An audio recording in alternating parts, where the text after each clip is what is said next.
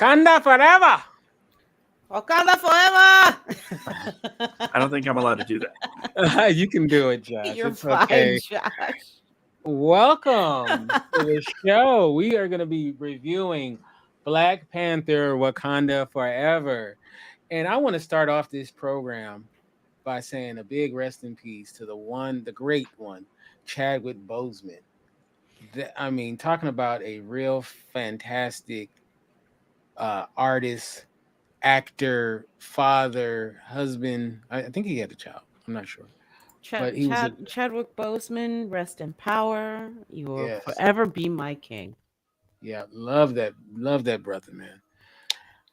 All right, so let's introduce our wonderful cast of characters. We have our returning champ, Cher. How you doing, Cher?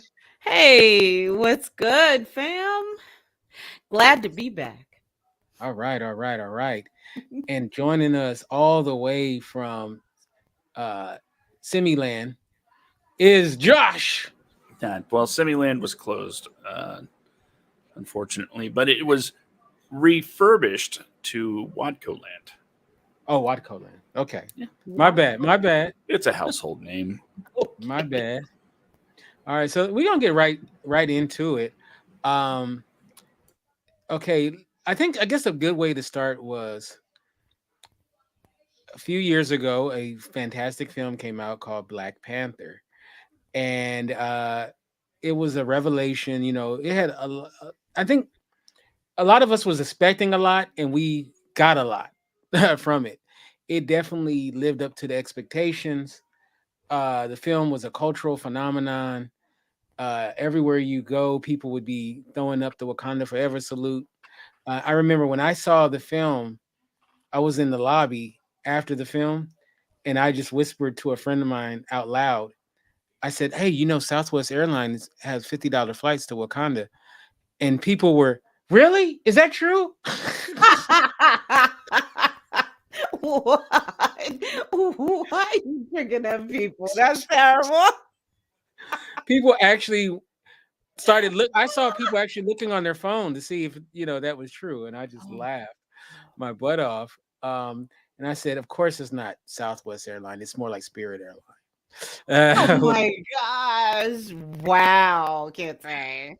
Right. And there was so much celebration. I remember that there were like just troops of people, troops of black folks that would go en masse to the theater together.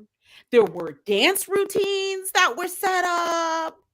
There was whole like choreographies that were happening, and it was just such such a feeling, such a powerful, impactful feeling for much of the black community, and it was just such a celebration. It was wonderful. It was definitely, and the cast was outstanding. You had, from the brand new Winston Duke, who I don't think many people were aware of him before. Letitia Wright, who was a revelation in that first film, and of Mhm. course you had stalwarts like you had Forrest Whitaker, who was in the Mhm. first film, and you had Michael B. Jordan, and of course the great Angela Bassett, and of Our girl course Denai, can't forget Denai Guerrera. Denai Woo! Guerrera and Lupita Nyong'o, and Yes. it was wonderful. And then you also had Martin Freeman and Andy Serkis doing their thing as well, which is kind of funny to see Andy Serkis not with white dots all over him playing some kind of character. It's interesting to see him as himself. You forget that he's an actor. Because he's like Snoke or Gollum or King Kong or something, Mhm. or, or Mhm. or one of the apes in the Planet of the Apes. But Mhm. but Ryan Coogler, who the first film I saw of his was Fruitville Station, and I took my mother to go see that film when it came out, and I remember leaning over to my mother and saying, in 10 minutes into the film, this filmmaker is legit. Like this guy, I could 10 minutes. I only needed to see 10 minutes of Fruitvale Station, and of course the rest of the film was awesome. And then Creed came out. Creed was awesome, and then Black Panther comes out, and Black Panther shattered a bunch of box office records and just did big business. And It's done so again. This new film, to my understanding, has for the second weekend in a row cleaned house it at the sure box. did. It sure did. I think they're at $588 million worldwide, so which is phenomenal. And so we're going to talk about this particular film, Black Panther 2, Wakanda Forever. First, let me start off by it was your experience the same as mine when I went to see the film, and I took my mother and I took a friend of hers, and one of my best friends went. We went. I felt like it was like a family type thing, and one of the things that like the movie just seemed to kind of just start. Did it just start for you? Like it was just because usually there's like a little more, like there was no um opening, it just seemed like it just went from black to start. Was that the same for you guys when you saw it? Yeah, it was a cold open. Right, Yes. right. Because hmm at first we thought, like, as people were looking around, like, is there something, did they skip something or something?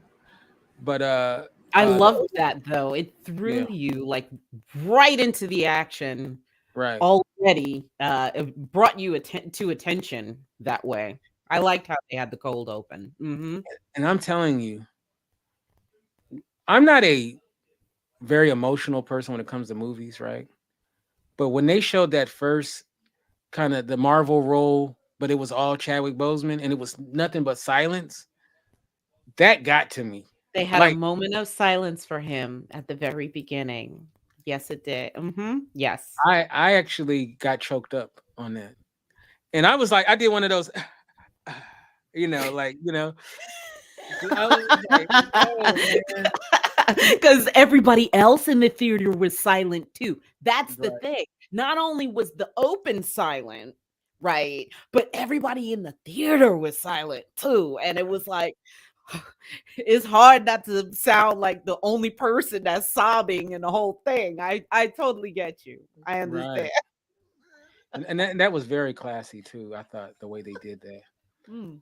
So all right, so I feel like we should break this down into multiple sections. Um, the first thing I really want to talk about in this film is the cast, starting off with Letitia Wright. Letitia Wright, who I thought was awesome as Shuri in the first one, who goes from a side character to really the star of this movie. I thought she did a phenomenal job. I thought that I thought she more than held her own in the film, and I just thought that she was phenomenal. We'll start off with you, Cher. What did you think about her Oh, performance? I've loved her work. I've seen her in Black Mirror. Mm, That was the first time that I realized that I had seen her, and she holds her own presence certainly. And I think that the range of emotions that her character needed to portray for this movie was the phenomenal part of that. mhm, In the first movie, because much of the mantle of leadership was based on T'Challa's shoulders and her mother's shoulders. I think she was allowed to play more. She got to play the little sister more. mhm, But right, with this one, I mean, dealing with not one death in the family, but two deaths, and then having to, assume more of a leadership role, perhaps before she was ready. hmm, Um, because and there's that air of procrastination that that was very palpable in especially in the beginning of the film where her only focus was trying to save her brother. right. she was not thinking about, okay, well, what if this doesn't work? What do we need to think about for our people for the future? She was so locked in and focused here that the immediate need for her to expand in her role, her leadership role, kind of hit all at once. So there's the emotions that hit like one after the other, like anger and frustration and fear and all of that. And I think in this movie, she definitely got the chance to let us explore all those emotions with her. Most Right. certainly. She was definitely a conduit, I would say. What about you, Josh? What did you think about Letitia Wright in this film? Well, I think from the opening all the way to the ending credits, everything that she did was absolutely stunning. From the moment the screen lights up, the feature starts, it's panic mode. She's doing everything she can, using all of these smarts, all this genius to try and save her brother, and yet it's ending up futile. She's just trying to get a little bit of time to maybe to solve the smaller problems, to hopefully buy enough time to solve the big problem. And once once the news is delivered, oh, it's too late. You could see that she does again an amazing job, just losing, not necessarily all hope, but like losing her mind. That how could this not happen? This is not how it's supposed to be. And it's makes you wonder how much of that was Shuri, and how much was her you know kind of recalling that this was not supposed to be her franchise, but now it's falling on her shoulders. So it's like life kind of imitating art, and vice versa. The Shuri and her, their characters are, um, and the character and the person are seemingly very intertwined on a deep level. So being able to use that and pull out these powerful performances is absolutely stunning. And as the movie goes on, and you know more happens, not there's what happens, and it's such range, especially when meeting Riri, and you know seeing sort of I don't know, from her perspective, how it's almost like a mentorship for her in that role, and how she has to stay strong for that, as well as the kingdom. And she's not really getting a lot of time to completely break down, and it's showing the stress level building. It's showing, and I could only feel bad for the person that stands in her way when she finally takes up the mantle that is her, you know, her right, her birthright, because whew, she's got a lot of stuff to work out. Yes, that's definitely And for a good way to do sure. that is to punch people in the face. Right, right, right. Also, we have to talk about Angela Bassett, who, Oh, yes. Yes. Yes. I've never seen her bad in anything, and this is definitely no exception. She's fantastic in this film, and she's actually getting Oscar talk about her performance. I do think her performance is very, very good. So we'll go to I'm you, gonna Sherry. say this. I'm gonna say this. Let me say something about Angela Bassett. Angela Bassett, I think, has been one of the most overlooked actresses when it comes to awards nominations, considering how deep her career has been ensconced in science fiction, in superhero movies. She's been in dramas. She's been all over the Eat place. the cake, And anime. I think, okay, okay. But I feel like people have focused mainly on her performances in drama. Whereas I went and I was what I think it was it Critters? It was the Critters movie Hmm. where critters were out in space. Do you understand She was in when there.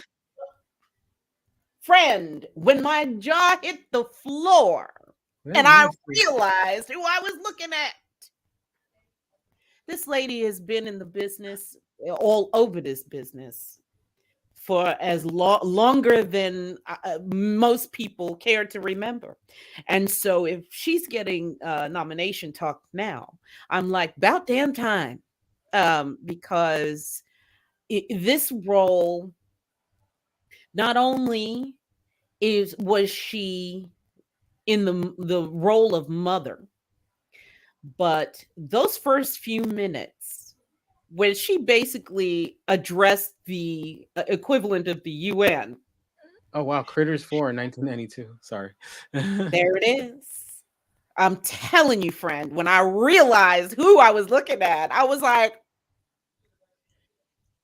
in the Wow. first few moments of this movie, when she basically dressed down the equivalent of the UN, okay, and was like, okay, so y'all have been trying to commandeer the resources of my country.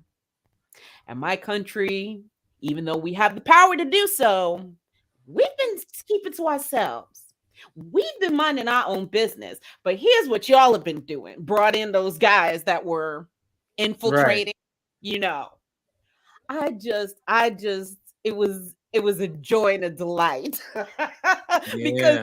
Angela has, no matter if she's been on TV or in movies, any and all of that, she's the one that has that presence on screen that's like, here's where you're wrong. And the fact that I'm even having a conversation with you to tell you how you're wrong, y'all better never do it again. And Mhm. I loved it. I loved every moment where she was able to go from that range and then go to the mother role. Um, and she's always, I've found that in her role as mother, she is treated her child, both her children, um, all those under her charge, just as the same. You know what I mean? Like there's comedic moments even in drama with that age old thing where parents pick their favorites. You Mhm. know, she never portrayed that ever. And I get the sense that from the actor side of things, I would not be surprised if I heard from her fellow actors that perhaps she was kind of mother to them all on set. I would not be surprised about that, because there was just this synergy that she had as queen on screen that I'm sure translated off screen as well. So she's getting nominated. Kudos. I hope so. When's it Yeah. happening? Let's get it done now. I hope so. She's married to the great Courtney B. Vance. And one time I was at Whole Foods and they were there shopping together, just doing couple stuff. And I was just like, I was, going down the aisle and I was just kind of looking, like, you know, I didn't bother them or anything, because they looked like they were, having a good old time, just, being a couple. So, but, and if you think she's beautiful on screen, she's even more Oh, beautiful in person. So, yeah. So, what about you, Josh? What did you think about Angela's performance? Well, it's it's hard to follow share with that one. Hmm. What new what can I bring new to that? It's I'll start with this. from the beginning, when she was showing the world, quite literally showing the world that not only is Wakanda still a powerful nation, but she is still a powerful leader, despite the tragedies that have befallen the family. Um, that the word gets tossed around, I think, a little lackadaisically by well, saying the younger kids, but I think Queen is like, this is the literal definition. Strong, powerful, but also caring. Just the ultimate portrayal of womanhood. I think uh, it checks all the boxes, and I can't stress enough the importance of the strength shown against the other nations' representatives as they're trying to do dirty, as well as the need to feel compassionate for those of her and her family, where she can show these more vulnerable moments, and even at the points where she shows tremendous disappointment in those around her. It is just an unmatched strength in this film. She is probably one of the strongest characters, not only that Marvel has put on screen, but I'd say that almost anybody's put on screen this year and maybe the last several years. Just amazing. Yeah, fantastic. Now, who says Now, I'm wrong? Let's fight. Queen um, Ramonda. Yes. now the scene where they're at the facility where the where Neymar''s people attack. I mean, it felt like a horror movie. Like the way that they set it up and the way that they came and they were doing the siren thing where they were falling into the ocean. I was like, that was so cool. And you had Lake Bell, um, who tried to escape on the helicopter, and we know what happened to her. I thought, what a great intro to the showing Namor's people, and then when the helicopter gets pulled back, oh my god, it was incredible. We'll start off with you, Josh. What did you think about that introduction to Namor people? Well, what are what are they? The Tolokans? Hmm. See, I wasn't trying to pronounce it. Talokan. Yes, you got it right. Oh, is that Talokan. it? Hmm. You got it right. Well, well, like you said, seeing their Thank doing their deep diving expedition looking for vibranium on the ocean floor, have these huge suits that, I mean, they're really big, really big underwater suits from handle the pressure, and you see some of the security, some of the guards kind of looking out over the water, and you see just like a lone head, and it looks creepy as hell. And they're like, guys, did you see that? Then more heads are just there. It's not like there's this tight shot of them going bloop, bloop, bloop, bloop, bloop. No, no, they stick the moment. They nail the presentation of these eerie eyes and these eerie shapes in the water, and then pretty soon all hell breaks loose as the entire expedition is under attack, and you know justifiably so, I would say. They're encroaching on, sure, someone else's kingdom. It might have helped if they knew it was there. Honestly, helped relations with the other nations. But fact of the matter is, they were not in their neighborhood, and the Talokans took offense to what was going on. So Namor handled his business. That's what Namor does. Yeah, So he didn't go in with the carrot. He went right in with the stick.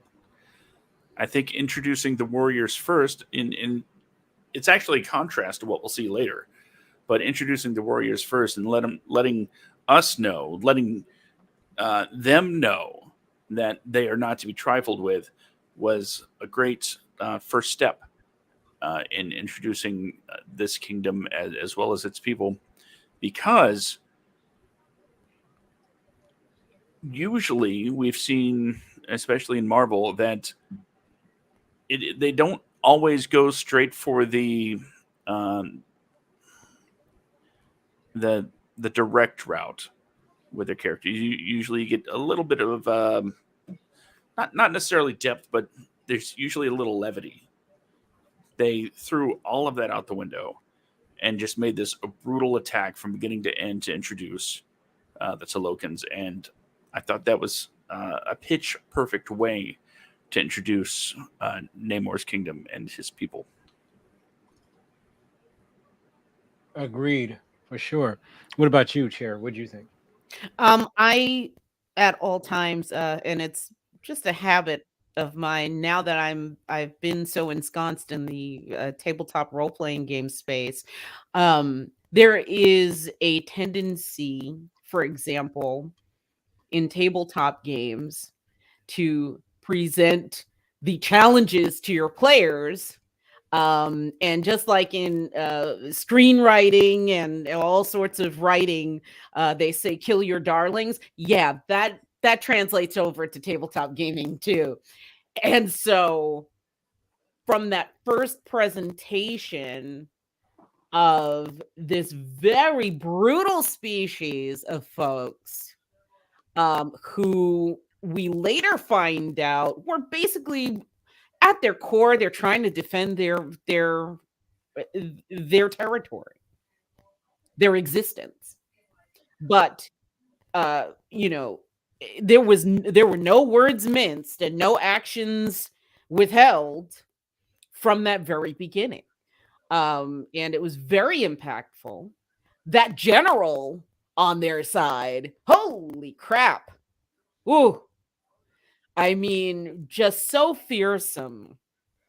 And uh I think what in real life, what uh has surprised and been sometimes the demise of invading uh colonizers, or in invading peoples, is when the people that they're invading are coordinated enough to rebuff their attack. And here it was just, as coordinated as you would think that the military on the human side was. Man, they were no match for this. Like, okay. And it was very impactful, very powerful.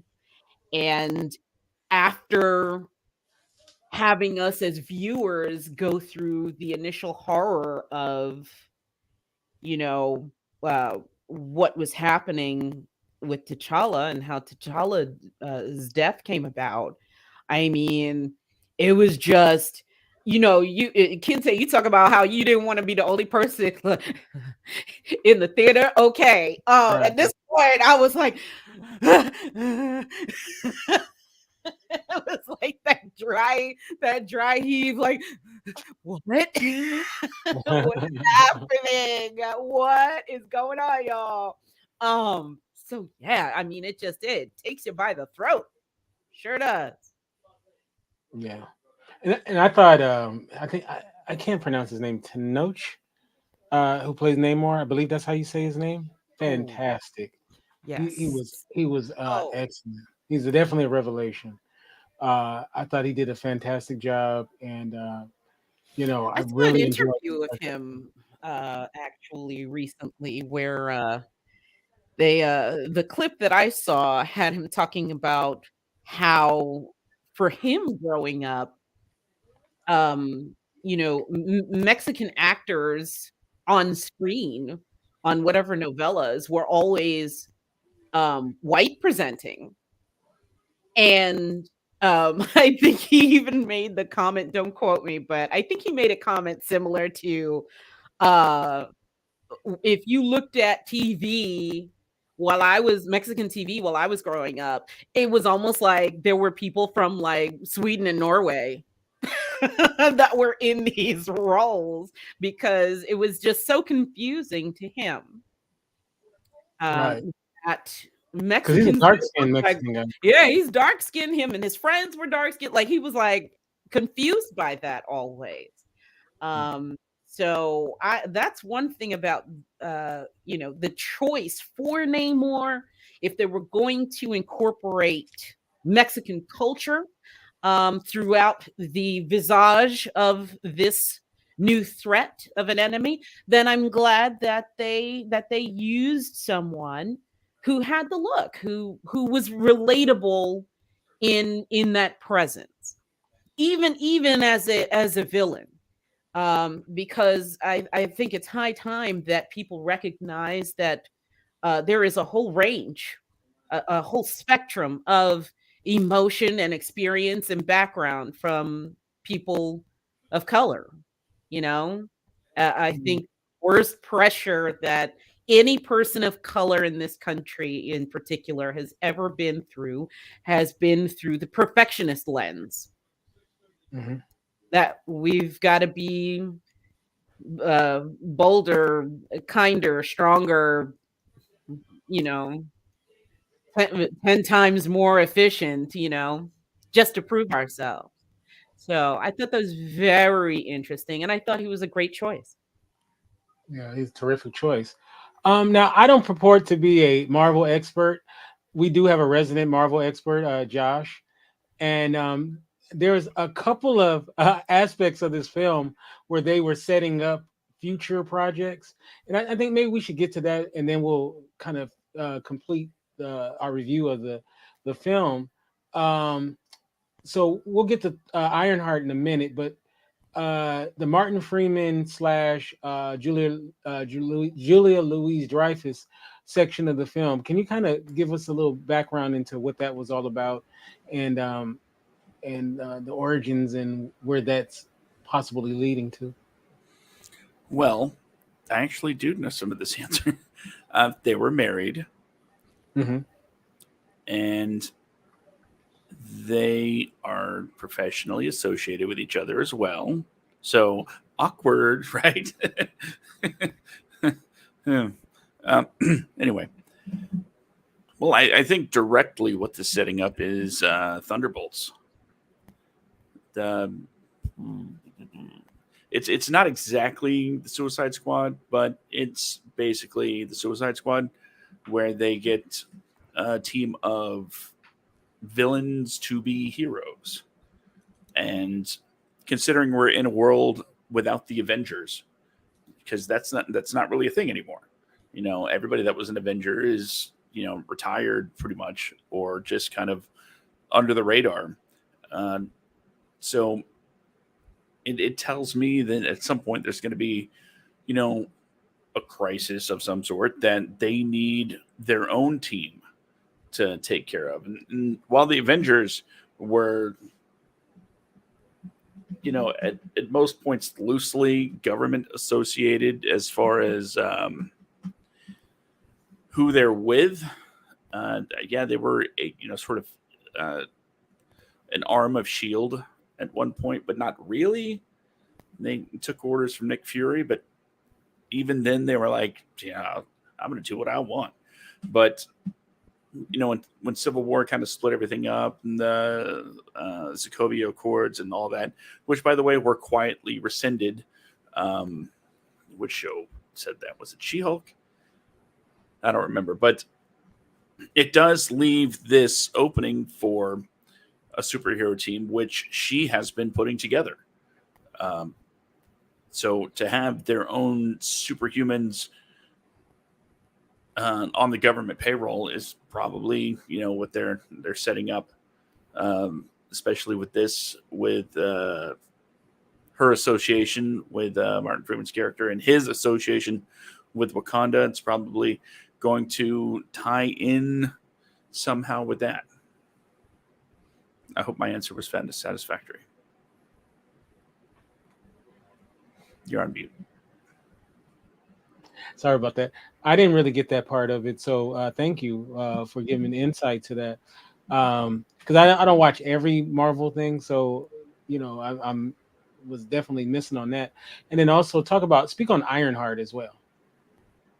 And she's going to have a show on Disney Plus. She's sort of the, I mean, not necessarily the new Iron Man, but she's the Iron Person in the suit. And quite frankly, even though nothing's been announced by any means, it does seem like all the pieces are there for a Young Avengers, which was another title, because they have Riri now, or Ironheart, Kate Bishop. They got, what's her face, Ant-Man's kid. Ant-Man's kid. Yes. Yes. Mm-hmm. So they have this younger generation kind of ready to step up if needed. I don't know if that's going to be a feature film or if that's going to be a Disney Plus show, but it just seems at some point there's going to be a story focused on the younger people, and it doesn't necessarily tie directly into what we saw in Wakanda Forever, but the introduction of Riri kind of re-accentuates that. There was a young lady character that was introduced in Doctor Strange, the one that was hopping from America Chavez. Yeah, so is she gonna have a show too?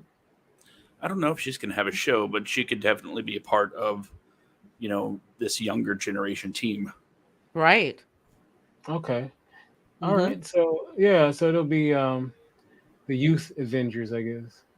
Yeah, it's Marvel does what DC doesn't really excuse me, do very well.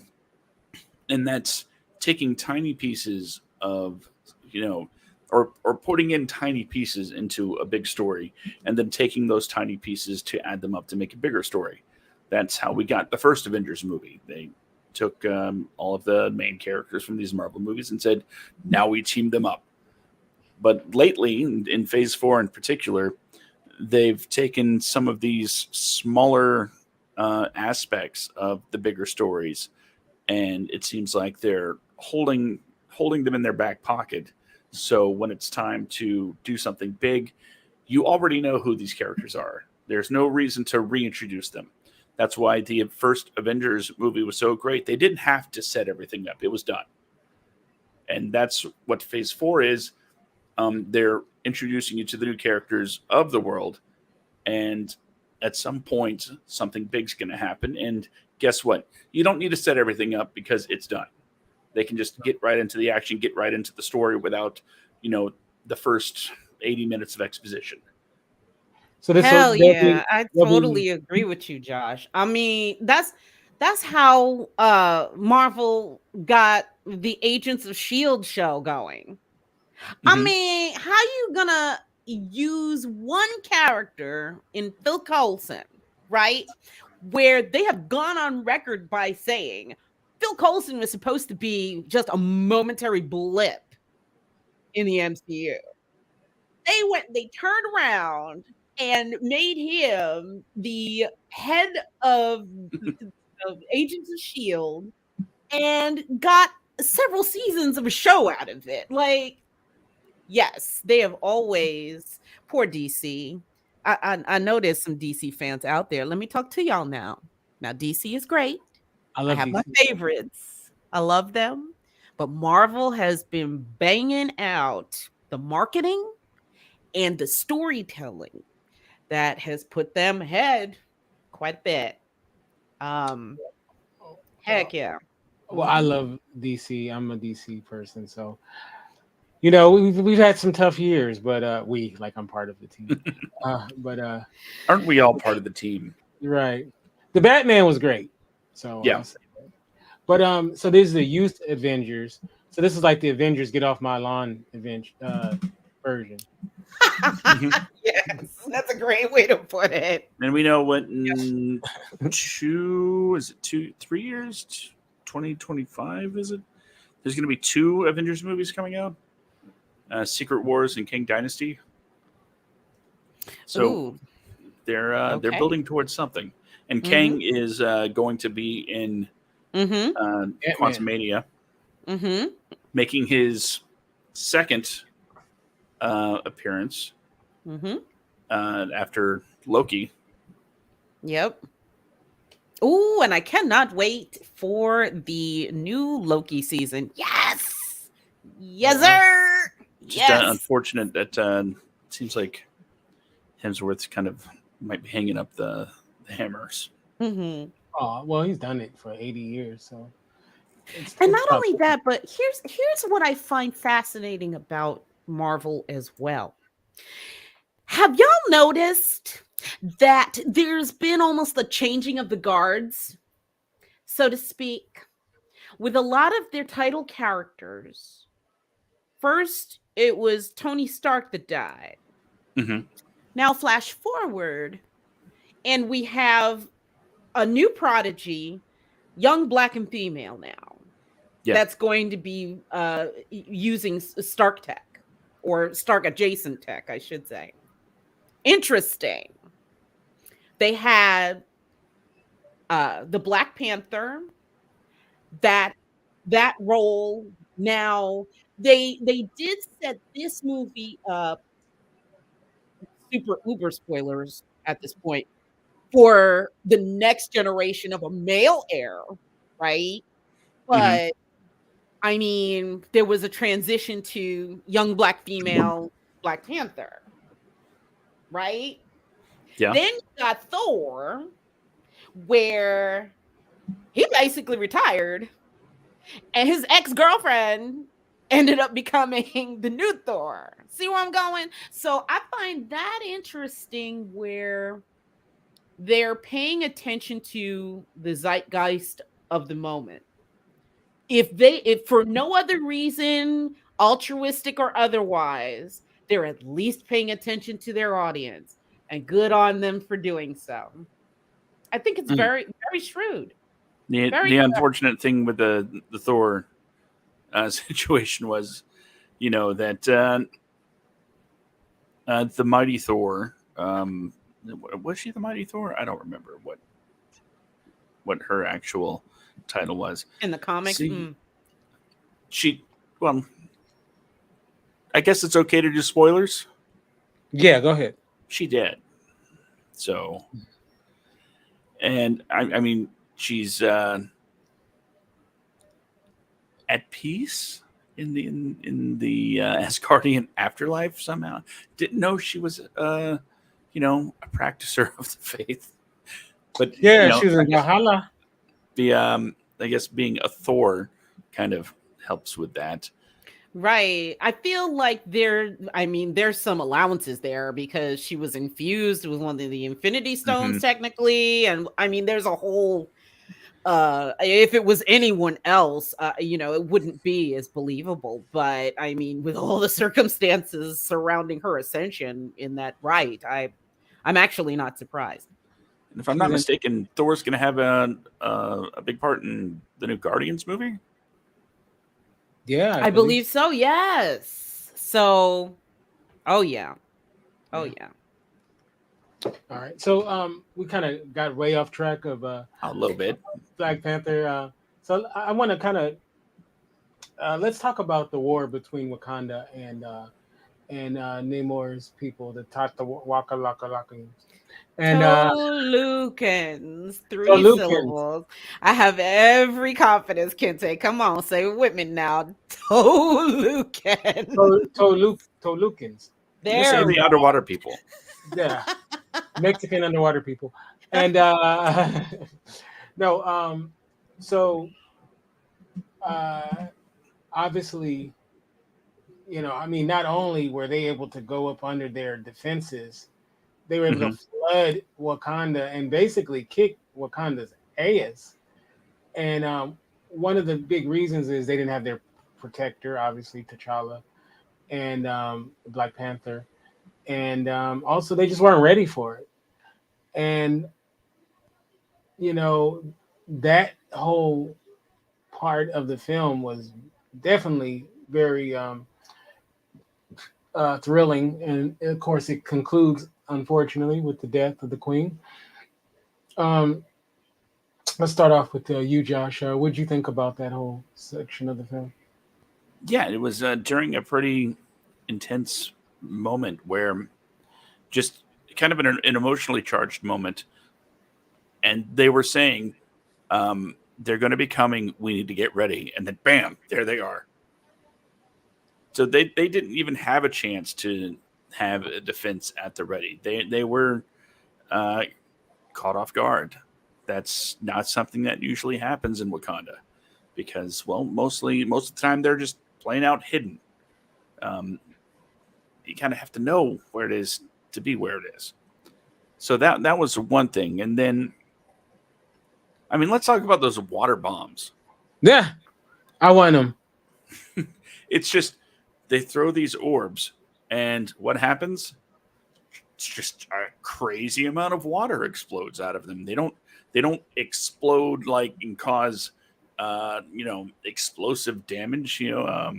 They explode and it's just water, tons of water. So you got Wakanda above ground, underwater. It's a really weird thing. People drowning in a building.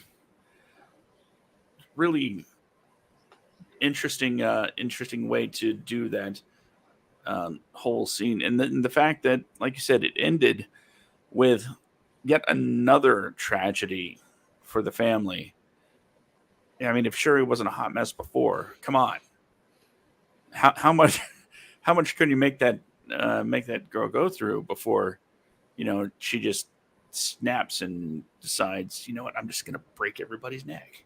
Right. No, maybe I'm taking it to a dark place, but it was definitely one of the reasons why it earned its spot as a big screen experience. Other than just being a Marvel movie, um, it was a big picture feel, a big battle between two warring nations that, thankfully for once, didn't involve the U.S. and I enjoyed the battles immensely. I thought they were done very well, especially when it came down to the camera movement. Because 1 second you're seeing these, pretty cool kind of large scale attacks, but the camera would move and suddenly you're looking at like a one on one encounter and getting a good fight scene. So it has sort of a, all at one time, sort of a war film meets uh, fighting action, you know, movie. It was done amazingly well. That's what I think. What I'm trying to say. Yeah, the effects were excellent. I thought they were even better this time around than the first film. They definitely did a fantastic job. Very dynamic. Yeah. So when you saw that the queen was no more, what'd you think, Chair? Oh man, I mean, just my heart just was crushed. Tears down the face, right in the theater all over again, man. I mean, to Josh's point, Shuri has been through so much already. And I mean, even beyond Queen Ramonda, she would have the elders of the council. And originally, before he perished during the first movie, Forrest Whitaker's character. You know what I mean? So it's like at that point, all of those who could have guided her in that mentorship role just were dropping left and right. And I'm like, who does she have left? So I echo your sentiment, Josh. I was very scared for Shuri at that point. Um, because without Queen Ramonda's uh demeanor of uh like her foundation, I'll say, because that's the type of queen that Ramonda was. Even when Namor stepped face to face to her and basically outright threatened Wakanda to her face and offered her only an ultimatum that said, either you're with us or we run through your entire people, she still was calm on the exterior, even though you could tell. And again, shout out to Angela Bassett for her performance of this. You could tell that her heart was probably coming about to come right out of her chest with this one that just dared to just, you know, to step to her like that. But I mean, this whole attack and the way that she died, wow, y'all. I mean, I was just worried for the whole kingdom at that point. That was like for real. Like, because I had not seen much of any teasers or spoilers or behind the whatevers that have a tendency to come out before a release like this. And yeah, and plus, I mean, I wish I could boast that I've been able to keep up with the comic books or any of that. I really haven't, unfortunately. Maybe one day if I earn enough stupid god money to keep up with it all. But that rocked me. It sure did. And so it's um, sorry, Shuri was able to recreate the magical herb, and she became the new Black Panther. But before that, she went to the ancestral plane, and that's when she saw Killmonger. That I thought that was a fantastic scene. Michael B. Jordan did a great job in his moment in that film. Just so you guys, what was your thoughts on that whole scene? You want to go, Josh? Oh yeah, sure. The first thing that came to my mind was, oh god, they're not gonna try and like digitally put Chadwick Boseman in this, are they? Don't please tell me they're not gonna do that. And then they didn't. So it's like, oh, okay, uh, good, because we, had that touching tribute at the beginning. Didn't need didn't need that moment here. And What I if they thought, put what if they put Peter Cushing in it instead? What? They did that in Rogue One, right? Oh gosh. Ugh. at least you didn't say Carrie Fisher. Okay. That would have been an interesting crossover choice. Like, why is Right. he there? So yeah, to see Killmonger there, and as we've been saying throughout this whole show, Shuri's been through the meat grinder emotionally, and to see Killmonger there to kind of state this, like, you're me, buddy.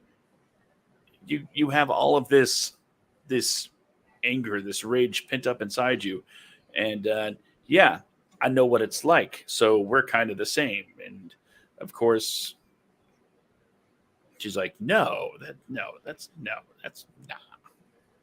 But she actually portrays that emotion much better than I just did.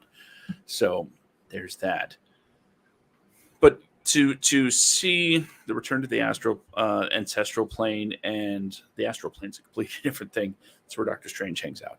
Um, to see the return to the ancestral plane and Killmonger being her kind of guide, I thought was a very interesting and um, good. I thought it was a good direction to go in, especially when it came to the climax with the battle with Namor, where she has to make the choice of who is, whose legacy is she going to kind of cement, and uh, having this there to build up to that choice was, I thought, excellent. Yeah, I thought so too. What about you, Cher? What do you think about that? I mean, I just it's funny.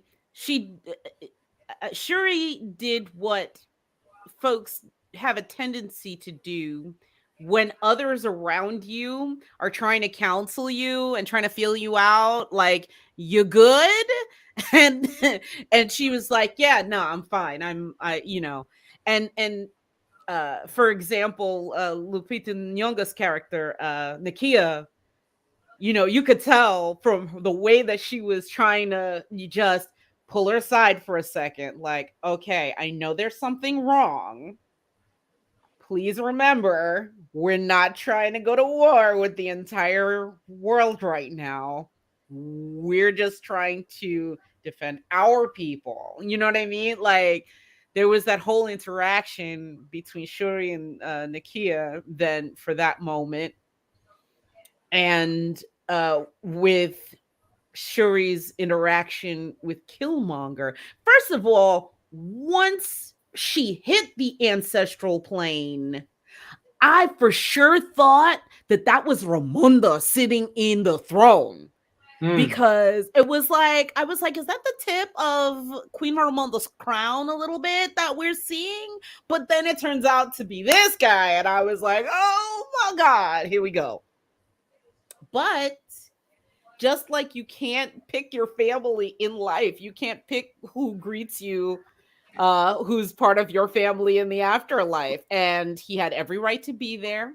He was also technically, for however brief a period, also a Black Panther and a King of the Kingdom. So it was a as a fan and as an observer, as a viewer, it was like a surprise, but it was like, hell yeah, this makes sense. And um what I was surprised by, though, I mean, there's certain ways to portray what how one spirit develops after you move on to the afterlife. What I found interesting is that Killmonger was Killmonger all the way through. Right, even during There's afterlife. right. There's like that enlightenment that even T'Challa's father, when he originally visited him in the first movie, had regrets that followed him, where he would have done things, differently, maybe, in life as a younger king, especially when dealing with his brother, T'Challa's uncle. But here, Killmonger was like, yeah, nah. Wait a I minute. said what I said what I said, and I meant what I said. Does that But it mean was good. Josh is going to be the same, even on in the afterlife? I hope so. I'm awesome. Josh, you don't change. Don't you change. I'm like, Dad hasn't changed you, bruh. Been through worse. Hilarious.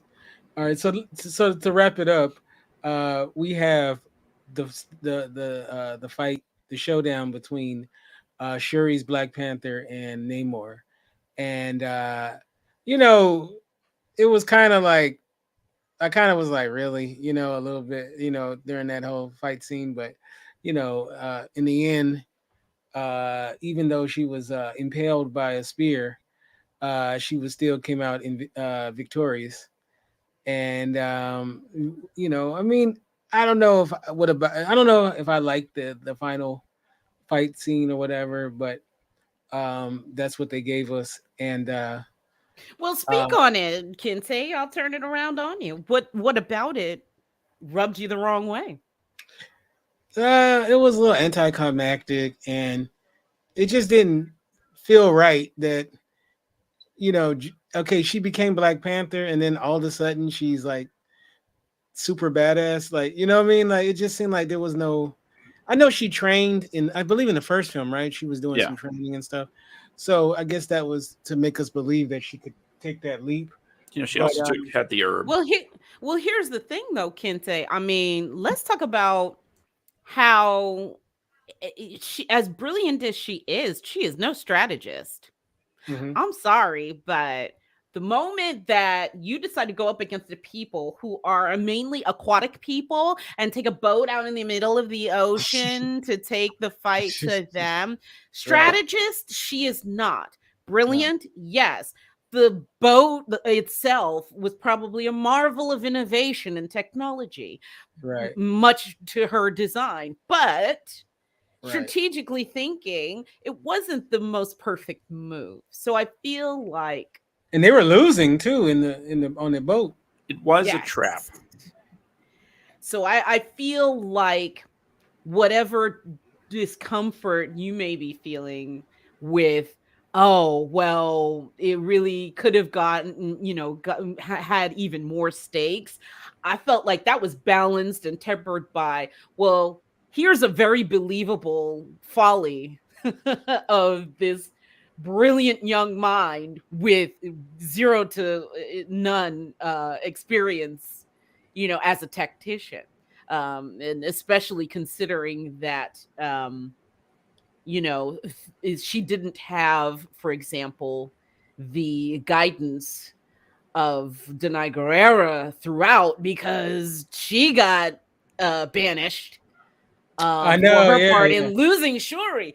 I feel like it would have been, the whole storyline might have gone a different way had the original Dora Milaje general been at her side at all times. Probably would have been like, nah, let's not do Yeah. the boat No. thing. Yeah. Let's not do that.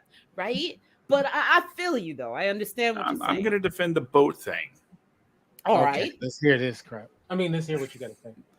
Well, the only thing that would lure Namor and his people out was using the vibranium finder, which Uh, was an underwater device.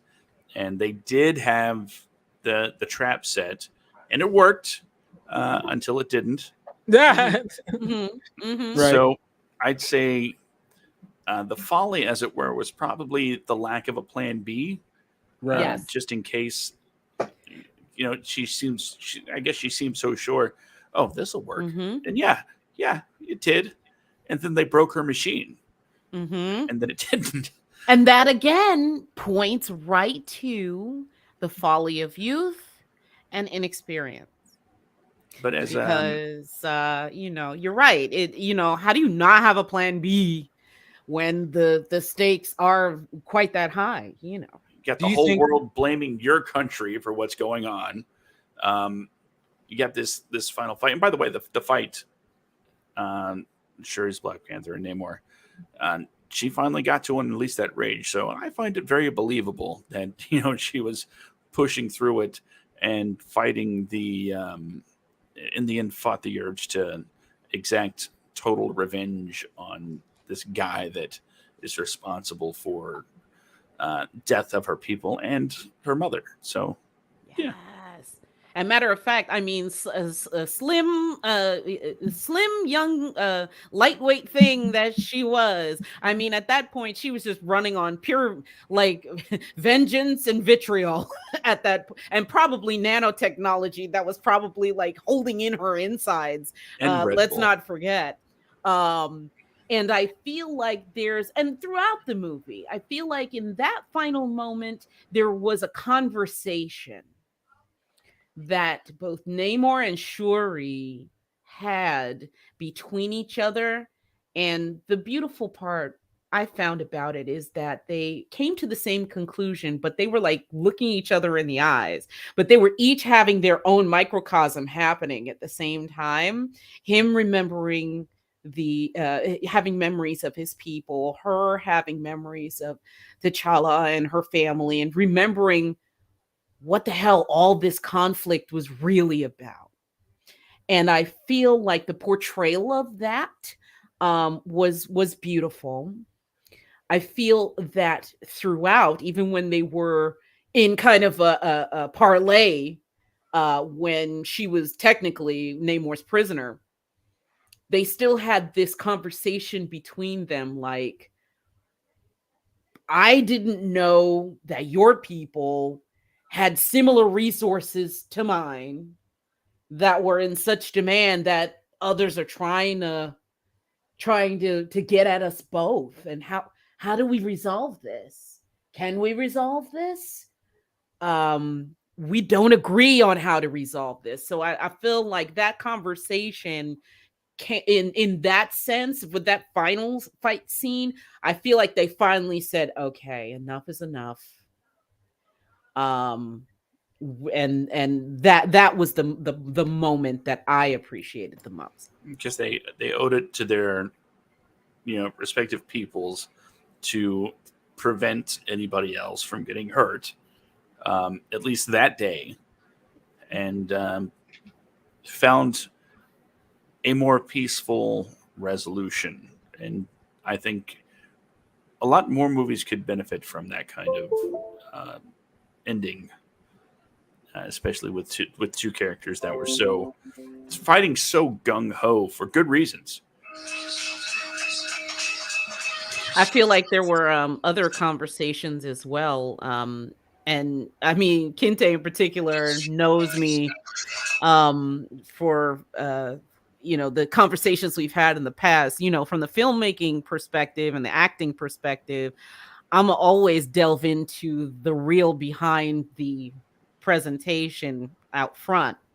And I felt like just the overall performances, everybody was having like a real conversation between them as actors a lot of times, not just as characters. In particular, when Ramonda was speaking with Shuri about T'Challa, it was a lot of it felt like Angela Bassett speaking to Letitia Wright about how much they missed Chadwick and for example. And I feel like the conversation between Namor and Letitia, you know, was our people have both been oppressed in individual but similar ways. Mm-hmm. And I felt like that was also a conversation to us as the viewers, like, no matter how much of a villain you think that somebody could be, especially people of color in the audience, I feel like that was almost a call to action to really reassess, like, your situation is not necessarily, much different from mine or my people's. And I think the sooner that people start to realize that real conversations in real life can tend more towards action, not just talking anymore. But It's one of the things that I love, just a little thing that they threw in there. I briefly brought it up when they actually went down to Namor's kingdom, and it would have been super easy to show that these ruthless warriors, these peoples that are just so adept and aggressive, could have easily had some sort of Spartan-like kingdom where everybody was just training for war. But they went the exact opposite of that. They didn't go through like military camps that are getting ready to invade Wakanda. No, they went through what looked like schools and families playing, and they actually showed kids playing games, and you realize that this isn't a war like people. They're just a people that were brought to war, and showing kind of just the everyday life under the water. It Under the sea. it brought that connection. It brought that connection between the two kingdoms, where and I they were think both just something fighting for their way of life.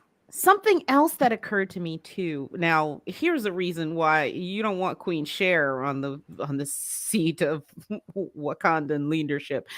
The one thing that I kept thinking about as the Wakandans and Tulukans were facing off was, the first thing that I probably would have done is I would have done everything I could to snatch the masks off of every one of those Tulukans. Hell yeah.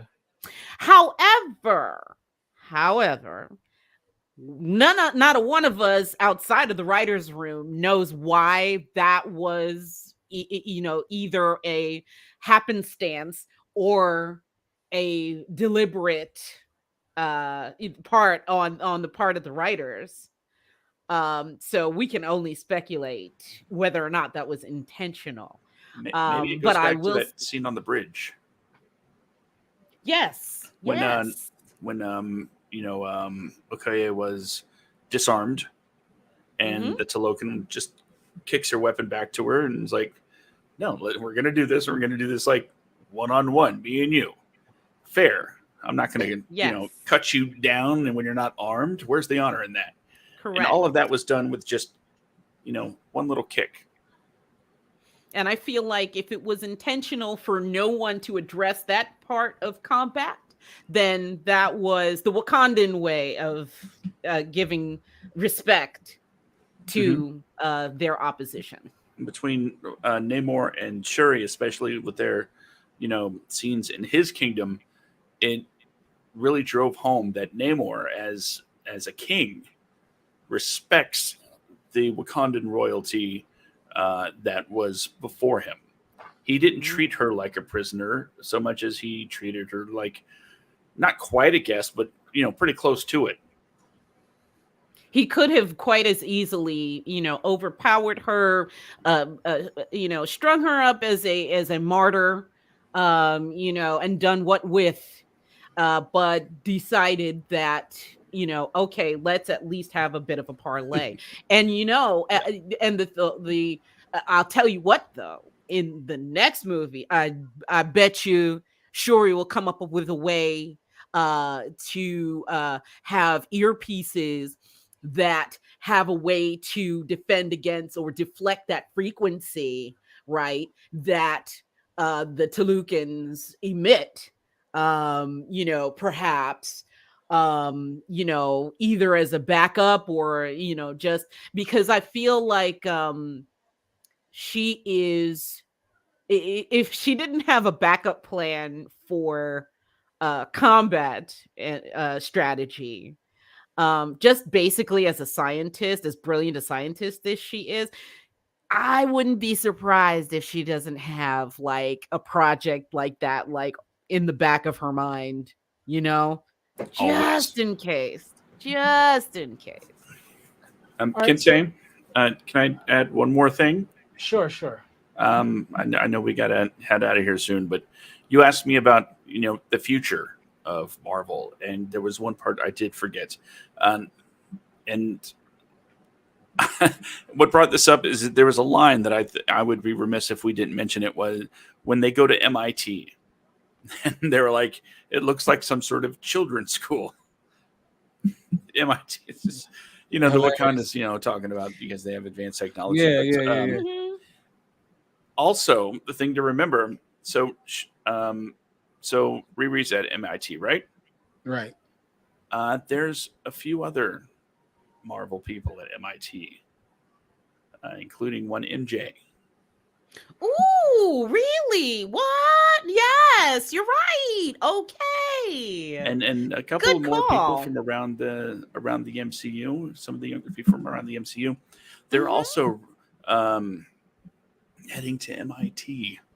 So MIT is going to have, if not just a class list of superheroes, they're definitely bringing in a bunch of hero friends.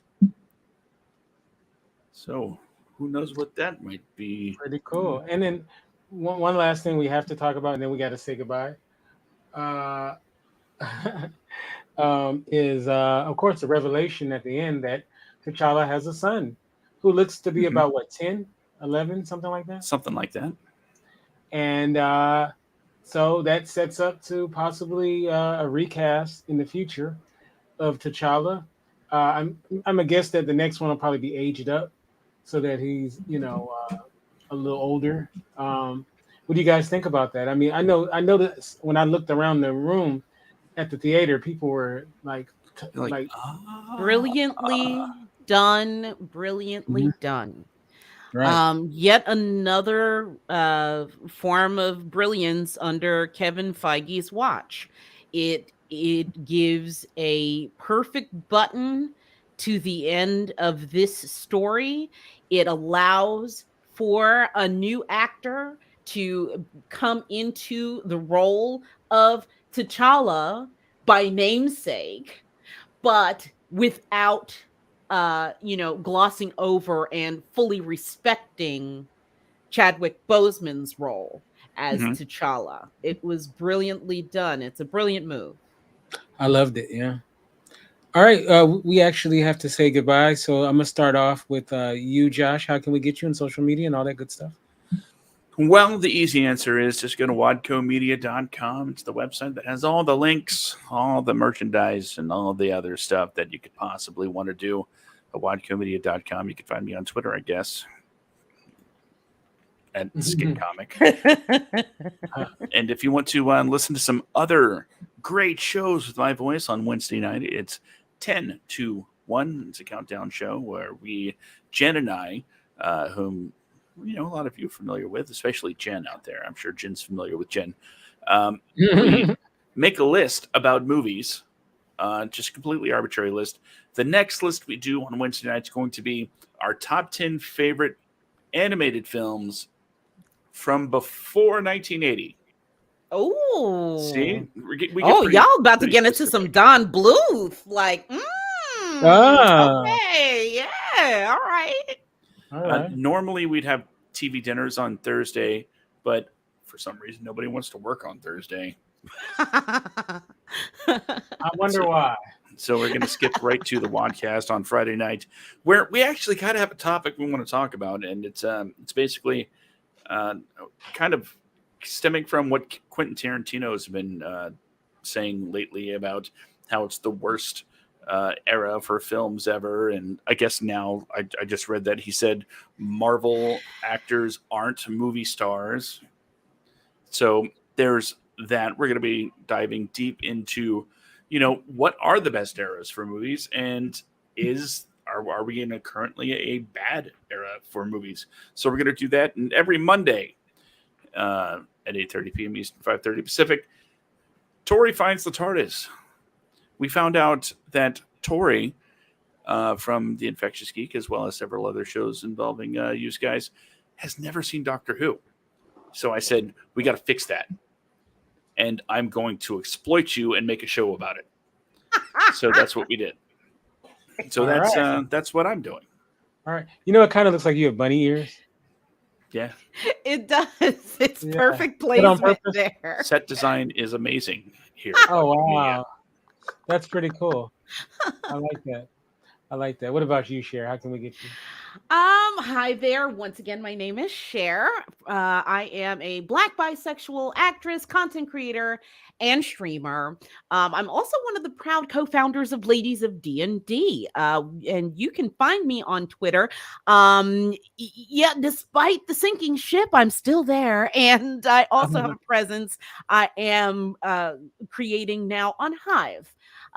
So you can find me there as that gamer Cher, and also on Instagram and Twitch as at that gamer Share.